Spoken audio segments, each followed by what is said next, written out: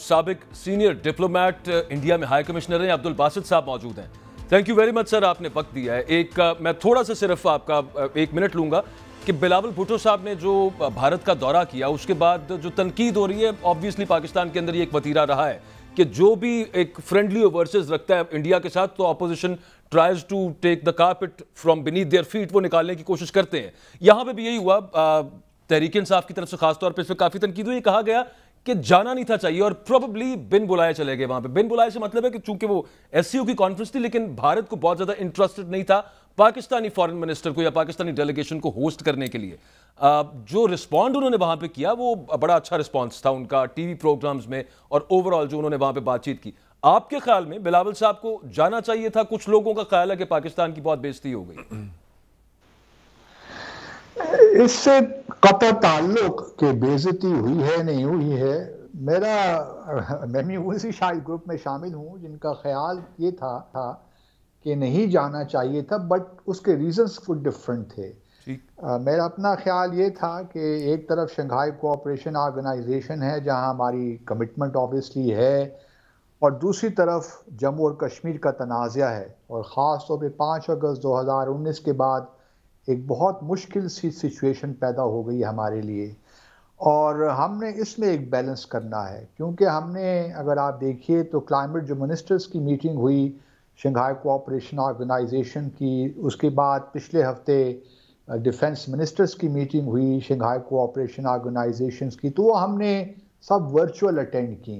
तो मेरा अपना ख्याल ये था, तो हम ये मीटिंग भी वर्चुअल अटेंड कर सकते थे, या अगर हमारा जाना बहुत ज़रूरी था तो हम थोड़ा सा इसको डाउनग्रेड कर लेते अपनी पार्टिसिपेशन को, और instead of sending our foreign minister हम अपनी मिनिस्टर ऑफ स्टेट को भिजवा देते, क्योंकि आगे जुलाई में एससीओ की समिट भी आने वाली है और उसमें फिर हम फॉरेन मिनिस्टर को भिजवा सकते थे। एक लिहाज से हम भारत के साथ जो इस वक्त हमारा एक इम्पास है, डेडलॉक है, वो भी ज़रा दुनिया को मालूम होता कि हम जम्मू और कश्मीर के बारे में कोई कंप्रोमाइज़ नहीं कर सकते। थोड़ा बहुत एक लिहाज से हम एजिटेट करते, let's put it this way, लेकिन हम मेरा भी यही ख्याल था। लेकिन जब ठीक है, अब हमारे वज़ीर ख़ारजा चले गए, उन्होंने माशाल्लाह अच्छी तकरीर। बासित साहब, ये जो इंडिया की तरफ से specially under the Modi regime Hindutva Bharat के अंदर ये जो बेलिजरेंस है उनकी, ये जो मैं तो कहूँगा दहशतगर्दाना किस्म का जो उनका रवैया होता है, ये तो इट्स नॉट गोइंग एनीवेयर, ये यूं ही रहेगा। तो इसका हल फिर यही रहेगा कि हम, क्योंकि रीजन तो है ना एक, और ट्रेड नहीं बढ़ेगी पाकिस्तान की इंडिया के साथ, ताल्लुकात बेहतर नहीं होंगे, तो अल्टीमेटली जरूरत तो पड़ेगी दोनों को एक दूसरे की। लेकिन हम फिर क्या यही करते रहेंगे कि वर्चुअली अटेंड कर लें या बिल्कुल किनारे किनारे चलते रहें इन मामलात के? नहीं, ये बात नहीं है। हमें अपने ऑप्शंस देखने हैं, हमें अपनी बॉटम लाइंस डिफाइन करनी है। सफारतकारी में यही होता है कि आप अपने स्ट्रेटेजिक ऑब्जेक्टिव्स अपने सामने रखते हैं। आपका स्ट्रेटेजिक ऑब्जेक्टिव क्या है? आया आप जम्मू और कश्मीर आपकी प्रायोरिटी है, या आप इस वक्त ये चाहते हैं कि बस कुछ भी हो जाए भारत के साथ हमने बातचीत करनी है, ट्रेड करना है, वो आपकी प्रायोरिटी है? और दोनों अगर आपकी प्रायोरिटीज़ हैं तो फिर उस हिसाब से आपने अपनी डिप्लोमेसी को कंडक्ट भी करना है। लेकिन ये सारी चीज़ें तब होती हैं जब आपके मुल्क के अंदर भी एक लिहाज से कुछ सियासी बेहतर हालात हों, कुछ यकीनी सूरत हाल पैदा हो। इस वक्त जो सूरत हाल है पाकिस्तान में भी हम जानते हैं, वेदर वन लाइक्स इट और नॉट, एक सियासी बुरान सी की कैफियत है, और भारत में भी अगले साल इंतखाबात हो रहे हैं। तो भारत आपके साथ उस तरह इंगेज नहीं करना चाहता फॉर्मल स्ट्रक्चर डायलॉग में, क्योंकि वो उनकी डोमेस्टिक पॉलिटिकल जो है इलेक्शनरिंग जो है उसके it's not compatible with that at this point in time.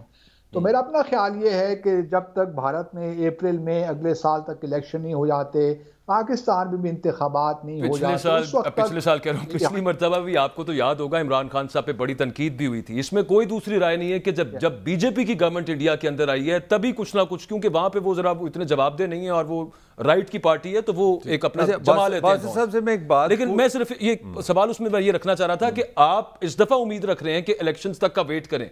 पिछली दफा इमरान खान साहब ने वेट किया था कि इलेक्शंस हो जाए और उन्होंने तो कह दिया था कि बीजेपी आ जाएगी तो कुछ मामला बन जाएगा फॉर द गिवन रीजन जो मैंने बात की। तो दोबारा किस चक्कर में हम उम्मीद रख सकते हैं सर? नहीं, एब्सोल्युटली। देखिए, अटल बिहारी वाजपेयी आए थे 1999 में, उसके बाद 2004 से हमने कॉम्पोजिट डायलॉग शुरू किया, फिर मनमोहन सिंह के ज़माने, बल्कि वाजपेयी के ज़माने बैक चैनल पे डिप्लोमेसी शुरू हुई, 4 पॉइंट फार्मूला प्रेसिडेंट मुशर्रफ का हम डिस्कस करते रहे।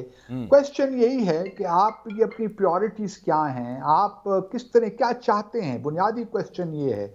और मैं समझता हूँ कि जो भारत का इस वक्त रवैया है, हमें तो तवक्को, मतलब मेरा एक वरी है कि अगले साल के शुरू में पुलवामा जैसा कोई फॉल्स फ्लैग ऑपरेशन हो जाए या उसके बाद फिर बालाकोट जैसी हरकत की जाए। ये मुमकिन है क्योंकि इंतखाबात से पहले बीजेपी का यह वतीरा रहा है कि वो एक Pakistan bashing, anti Kashmir rhetoric को ज़रा बढ़ा देते हैं ताकि जो हिंदू वोट है वो उनको मिल सके। और ये भी पॉसिबिलिटी है कि अगले इंतखाबात में जो भारत में सारी ऑपोजिशन है वो इकट्ठी होकर इलेक्शन लड़े।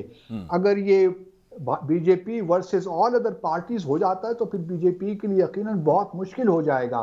तो इसलिए हमें तैयार रहना चाहिए जहनी एतबार से कि अगले साल के शुरू में कुछ ना कुछ हो भी सकता है और हमारे लिए मजीद टेंशन बढ़ सकती है। तो लेकिन पाकिस्तान और भारत, जी मैं पूछना चाह रहा हूँ, ये जो बदलती दुनिया को अगर हम देखें, मतलब इसी कश्मीर के साथ ही फ़लस्तीन है, अब तो लगता है सऊदी अरब भी बड़े क्लोज़ है वहाँ पे, अपना यूएई में उनके रिलेशनशिप हो गया, अरब इसराइल में एक बहुत चेंजेस आई है, वो हमारा क्योंकि मौजू नहीं है। मैं ये सवाल आपसे करना चाह रहा हूँ, जिस जगह गोवा में आप गए हैं वहाँ पे चाइना का भी फॉरेन मिनिस्टर बैठा है और पाकिस्तान की तरह चाइना का भी वही डिस्प्यूट है। हम एक्सट्रीम साउथ में हैं, बीच में इंडिया, ऊपर नॉर्थ में चाइना है, उनका भी इंडिया से वही डिस्प्यूट है जो पाकिस्तान का। इस वक्त कश्मीर के रेफरेंस से बात करूं, मगर वो $150 बिलियन का ट्रेड भी है, वो मिलते भी हैं और पैसे भी कमाते हैं। तो हमारे यहाँ अब पूरी दुनिया का जो इंटेलेक्ट है, जो इकोनॉमिक्स का, वो कह रहा है कि रीजनल ही पाकिस्तान को सूट करता है अपने सर्वाइवल के लिए। तो आप क्या समझते हैं, हमें क्या हमारे में सलाहियत नहीं है कि यहाँ हमें वाकई कश्मीर के लिए इंडिया से दरवाजे बंद रखने चाहिए? देखिए, ये तो डिपेंड करता है हमारी पॉलिसी मेकर्स पे कि वो क्या समझते हैं कि रियासत का इंटरेस्ट किस में है। अगर हम वाकई ये समझते हैं कि बिकॉज ऑफ कश्मीर और हमारे ताल्लुकात भारत से नहीं हैं, इस वजह से हमारी इकनॉमिक एक लिहाज से हमें एक मुश्किलात का सामना है, या इसकी वजूहात हमारे इंटरनल भी हैं। जब तक आपके यहाँ पॉलिटिकल स्टेबिलिटी नहीं आती, जब तक एक इकनॉमिक कॉन्टीन्यूटी नहीं होती, गुड गवर्नेंस नहीं होती, करप्शन ख़त्म नहीं होती, ये भी तो वो वेरिएबल्स है ना जो हमारी इकनॉमिक सिचुएशन को डायरेक्टली अफेक्ट कर रहे हैं। हमारे यहाँ ये नहीं है कि भारत की हॉस्टिलिटी की वजह से, हम भारत की हॉस्टिलिटी के बावजूद भी 60s में भी हम बहुत आगे थे भारत से, इवन 70s और 80s और 90s तक भी हम भारत से आगे थे। और आज भी अगर आप देखिए तो भारत ठीक है 3 ट्रिलियन 3-5 ट्रिलियन की इकोनॉमी हो गया होगा, लेकिन अगर आप पर कैपिटा इनकम देखिए तो उसमें कुछ ज़्यादा फर्क नहीं है।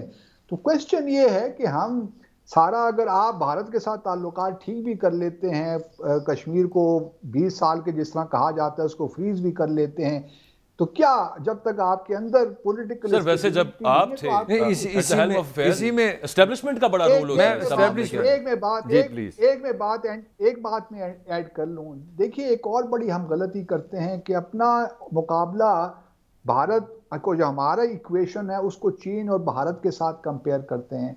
चीन ने भी माजी में हमें बहुत दफ़ा, मैं खुद जानता हूं, मैं मीटिंग में बैठता रहा हूं कि चीन हमें ये मशवरा देता रहा है कि आप जी फिलहाल कश्मीर वगैरह पे बात ना करें, इसको भूल जाएं। लेकिन लोग भूल जाते हैं कि हम ये नहीं कर सकते क्योंकि भारत की रियासती दहशत, वहाँ 14 मिलियन लोग रहते हैं, ये कोई टेरिटोरियल डिस्प्यूट नहीं है। अगर भारत में वहाँ दहशतगर्दी है, लोग मर रहे हैं, खवातीन का रेप हो रहा है, मैस ग्रेव्स वहाँ पे हैं, तो किस तरह आप you can look the other way कि जी हम ठीक है इस पे बात नहीं करते? ये मुमकिन नहीं है। ये एक लिविंग डिस्प्यूट है। ये दुरुस्त फरमाया आपने, ये मुमकिन नहीं है। मगर आपने रियासत की बात की है तो मैं पाकिस्तान के साबिक वज़ीर आज़म खान साहब को कोट करूँगा कि उनको रियासत का जो सबसे बड़ा सिंबल है, आर्मी चीफ कह रहे हैं कि we are not in a position to fight with India. तो मैं आपको रियासत का भी इंडिकेशन दे रहा हूँ, वो बंदा कह रहा है जिसने 6 साल पाकिस्तान आर्मी को हेड किया। तो इसके बाद भी हमें जंग पे जाना चाहिए, हमें इस महाजराई का हिस्सा बनना चाहिए। वो मुबैना तौर पे वैसे साथियों को कह रहे थे, इमरान खान को नहीं था। खान साहब ने कहा यार, अब देखिए वो आ गया कल में नहीं, आर्मी चीफ के हवाले से वो कह रहे होंगे, जो 2 जर्नलिस्ट ने हमारी बात की है। लेकिन क्वेश्चन यही है कि हम तो कभी भारत से जंग नहीं करना चाहते। हमारा तो सारा जो सिक्योरिटी कैलकुलस है वो डिफेंसिव है। हमने तो कभी एग्रेशन की बात नहीं की। हमने कभी ये नहीं कहा कि हम कश्मीर पे हमला करने जा रहे हैं या हम उसको बाय फोर्स लेना चाह रहे हैं। हमारा तो हम चाहते हैं कि पीसफुली हो, लेकिन क्वेश्चन ये है कि क्या भारत तैयार है कश्मीर पे बातचीत करने के? वो सर तो कहते क्यों हैं कि तैयार आप होगा अपने भारत? Locus standard. सवाल तो ये है मेरा, तो हमेशा भारत वैसे भारत हकीकत पसंदाना तौर पे जेहन में ही आता है, भारत क्यों तैयार मैं होगा आ, सर? मैं आप भारत इसलिए तैयार होगा, एक लिहाज से देखिए मकबूजा जम्मू और कश्मीर में इस वक्त भी 8 से 9 लाख फोर्सेस वहां उनकी मौजूद हैं। वो अपना जो रीजनल और ग्लोबल एजेंडा है, एक ग्लोबल रीजनल पावर बनने का, ग्लोबल पावर बनने का, उस वक्त तक वो उसको हासिल ही नहीं कर सकते जब तक कि उनके अपने रीजन में हार्मनी और पीस ना हो। उनकी भी मजबूरी है कि जम्मू और कश्मीर का मामला कहीं जाकर तो तय हो। उनके अपने जो चीन के मसाइल हैं, आप समझते हैं कि चीन के जो LAC के जो डिस्प्यूट है उसके हल किए बगैर चीन would ever like India to become a permanent member of the UN security council और न्यूक्लियर सप्लायर्स ग्रुप का मेंबर उनको बनने देंगे? Question doesn't arise. ये बात नहीं है कि हमारे पास कार्ड्स खेलने के लिए नहीं है। जब हमने टू फ्रंट सिचुएशन हमें क्रिएट करनी चाहिए थी भारत के खिलाफ 2021 में, 2020-2021 में, तो हमने सीज फायर एग्रीमेंट साइन कर लिया भारत के साथ। तो हमारे यहाँ इनकंसिस्टेंसीज बहुत हैं, हमें पता नहीं चल रहा कि हम क्या कर रहे हैं और किस वक्त क्या करना चाहिए।